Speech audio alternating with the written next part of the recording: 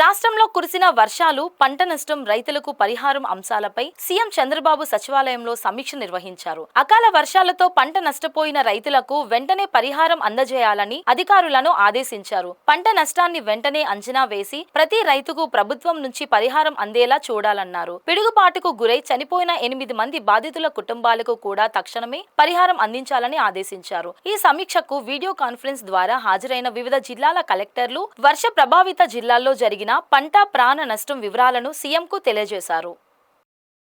అనంతరం CM real time governance society కార్యకలాపాలపై సమీక్ష నిర్వహించారు. ఈ సందర్భంగా సీఎం ప్రజలు తమ పనుల కోసం కార్యాలయాల చుట్టూ తిరిగే పరిస్థితులు ఉండకూడదని స్పష్టం చేశారు. ప్రభుత్వ సేవలన్నీ పౌరులకు మనమిత్ర వాట్సాప్ గవర్నెన్స్ ద్వారా ఆన్లైన్లో అందేలా చర్యలు తీసుకోవాలన్నారు. వాట్సాప్ గవర్నెన్స్ పై ప్రజల్లో అవగాహన పెంచేలా చర్యలు తీసుకోవాలని సూచించారు. ప్రభుత్వం అందించే అన్ని సేవలు ప్రజలు ఎలాంటి అవరోధాలు లేకుండా ఆన్లైన్లో పొందేలా చర్యలు చేపట్టాలని ఆదేశించారు.